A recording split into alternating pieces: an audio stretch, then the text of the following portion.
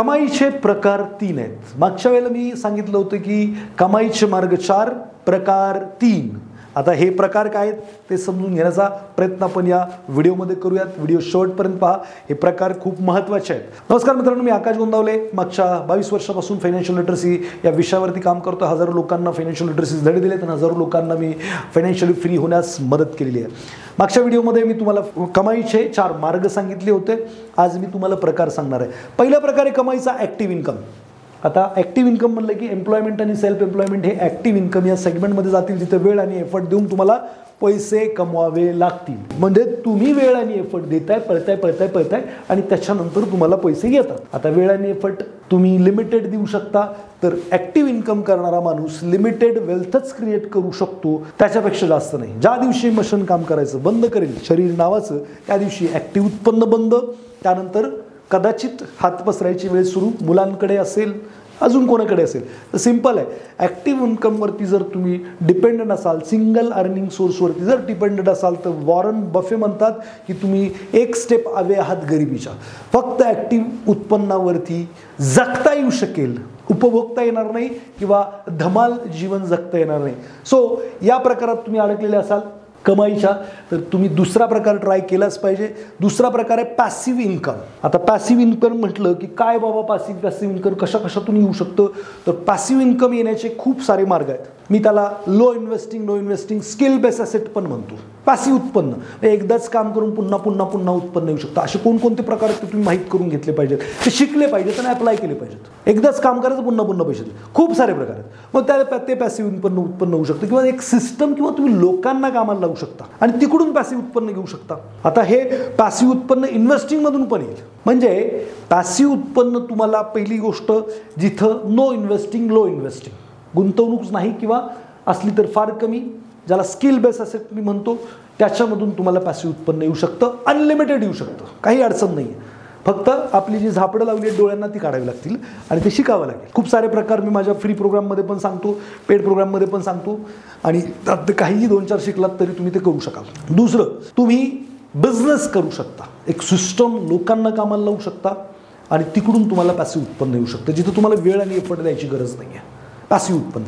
आणि तिसरा प्रकार, इन्व्हेस्टिंगमधून तुम्हाला काय येऊ शकतं? पॅसिव्ह उत्पन्न येऊ शकतं। पण सायझेबल पॅसिव्ह उत्पन्न जर तुम्हाला इन्व्हेस्टिंगमधून पाहिजे, म्हणजे जिथं की रेंटेड प्रॉपर्टी तुम्ही बनवू शकता, गाड्या भाड्याने देऊ शकता, काही म्हणजे म्युच्युअल फंडमधून SWP करू शकता, शेअर मार्केटचे डिव्हिडंड्स येऊ शकतात, ते इन्व्हेस्टिंग।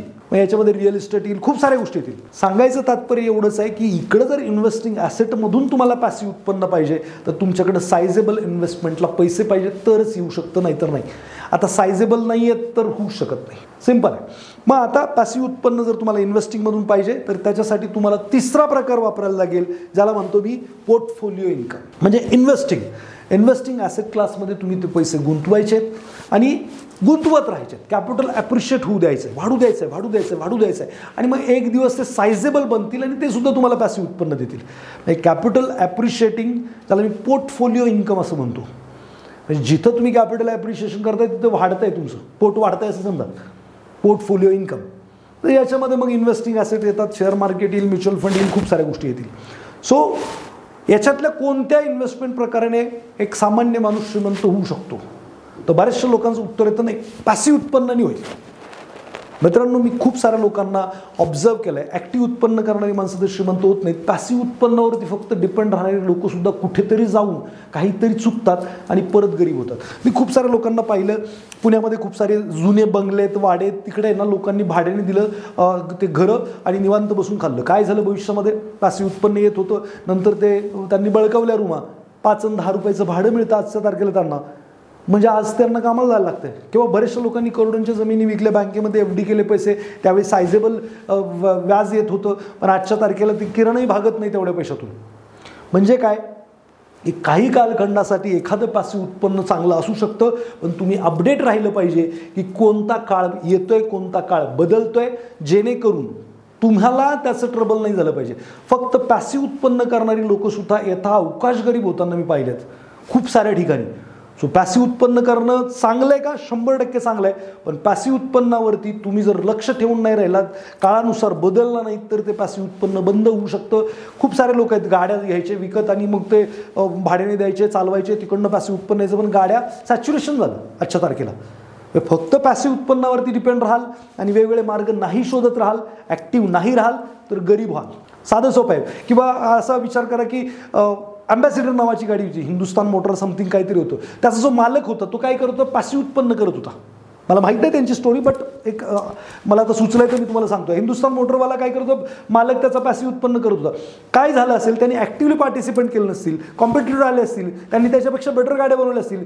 यांनी ॲक्टिव्हली पार्टिसिपेट, कामगार तर काही बदल करणार नव्हते आणि त्यांनी अडॉप्ट नाही केलं चेंज, तर काय झालं? बंद झालं. कोडॅक सारखी कंपनी बंद झाली. मार्केट बदलेल त्या पद्धतीने तुम्ही बदललं पाहिजे. त्यांचंही ते रोल विकले जायचे कोडॅकचे, ते पॅसिव्ह उत्पन्न होतं किंवा खूप जोरदार उत्पन्न होतं, त्यांनी चेंज केलंच नाही. तर पॅसिव्ह उत्पन्न करणारे सुद्धा गरीब होऊ शकतात. हे पॉसिबिलिटी लक्षात ठेवायची. कधीच इकडे कॉन्फिडंट व्हायचं नाही इन्व्हेस्टिंगला, अर्निंगला. तर तुम्ही अवेअर राहता, काळानुसार बदलता आणि मगच पुढे जाता.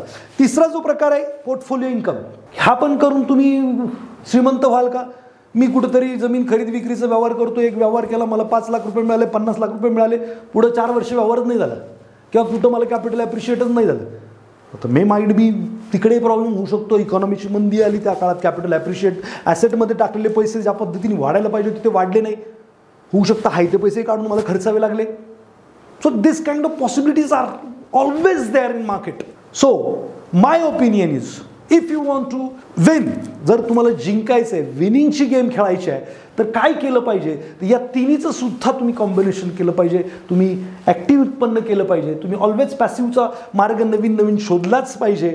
आणि मौका मिलेगा तब चौका लगाने के लिए आपको पोर्टफोलिओ इन्कम भी करना चाहिए. म्हणजे त्याच्यामध्ये सुद्धा तुम्ही केलं पाहिजे. तर माझ्या मते विनिंग कॉम्बिनेशन जर काय आहे, तर तुम्ही ॲक्टिव्ह उत्पन्न केलं पाहिजे, पॅसिव्ह उत्पन्न केलं पाहिजे आणि पोर्टफोलिओ उत्पन्न सुद्धा तुम्ही केलं पाहिजे. तर आणि तरच तुम्ही श्रीमंत होणार, श्रीमंत राहणार आणि खूप सारी वेल्थ क्रिएट करणार. जर तुम्हाला माझा हा व्हिडिओ आवडला असेल, पटला असेल, रुचला असेल, तर कृपया खाली काय करा? कमेंट लिहा की आवडलंय तर काय आवडलंय. लाईक शेअर नक्की करा.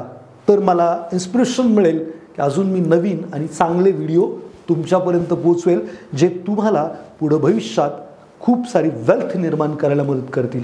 लाईक शेअर करा आणि भेटूयात पुढच्या व्हिडिओमध्ये. धन्यवाद.